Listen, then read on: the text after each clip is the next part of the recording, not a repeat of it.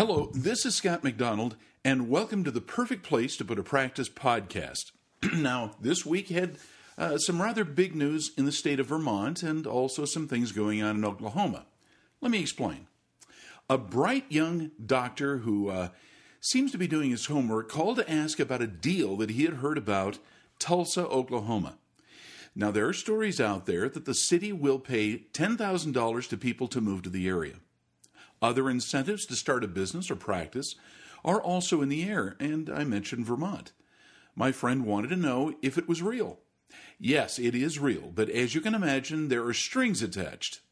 Now, Tulsa is certainly not the first city to offer incentives, like Vermont and Cincinnati, and they're reported to have similar programs to boost their population and their economies. You give away money. Great idea, right? Well, you see, the concept is to attract well-educated professionals to move to a nurturing environment of like-minded entrepreneurs who are willing to stay for a year and to work remotely. They can get subsidized or reduced-rate housing and even workspace.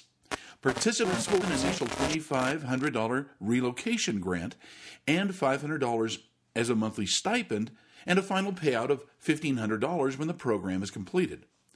It's a little uncertain whether these conditions will apply to doctors and their practices. In fact, I don't think most will.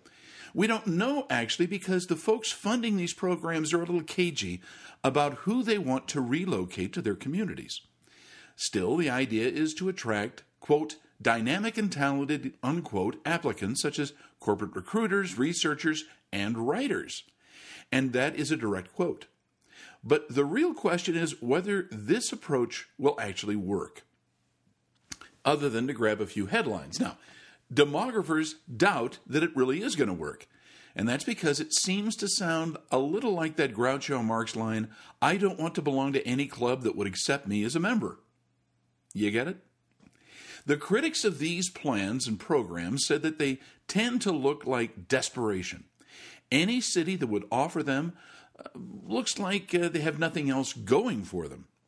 Now, while most of us who do site analysis are pretty critical of the Vermont plan, which, by the way, started this week, it just seems a little desperate not to grow and attract new residents by having business-friendly policies.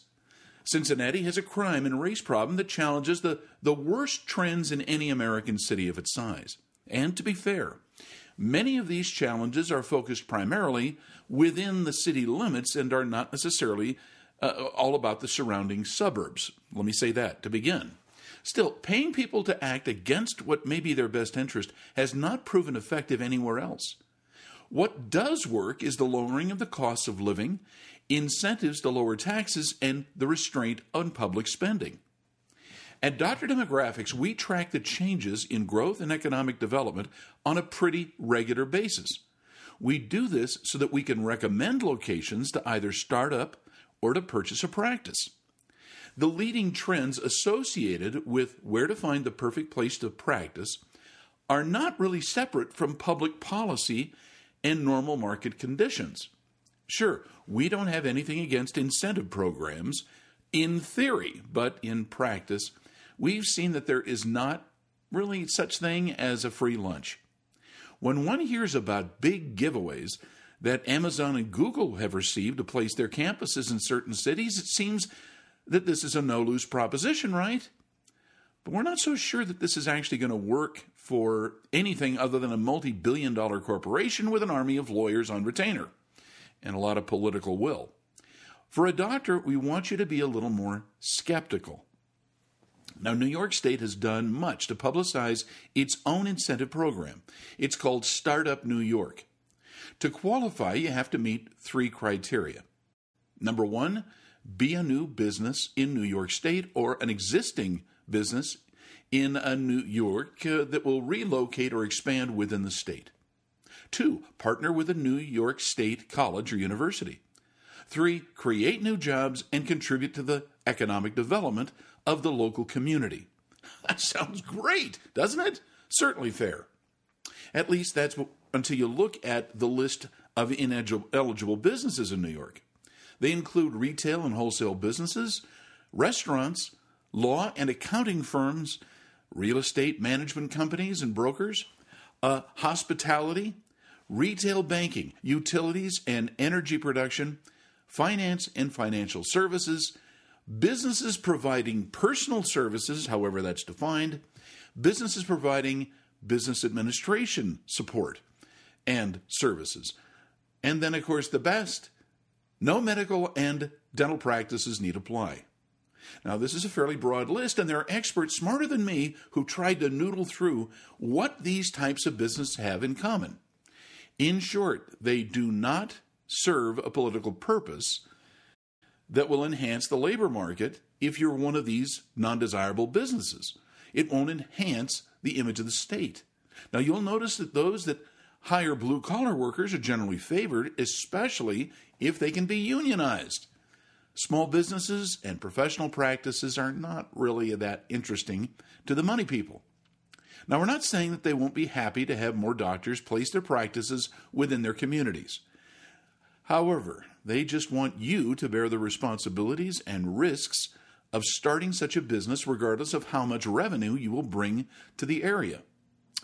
Now, we don't know of a single community that looks to subsidize a professional practice of any type. But oddly, this is probably a good thing.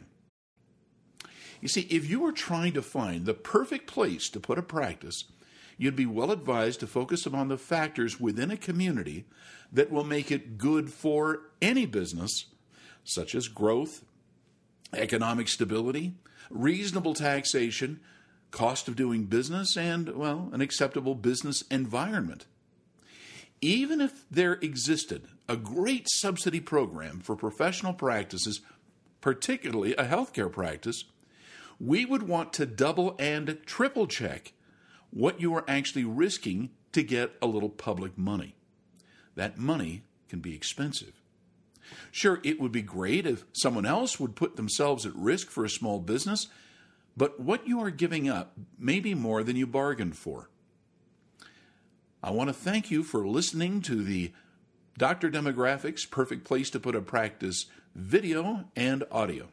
Stay tuned. In the next few weeks, we're going to be updating the 2019 locations with the kiss of death, as well as the places with promise that you should be considering this year. This is Scott McDonald.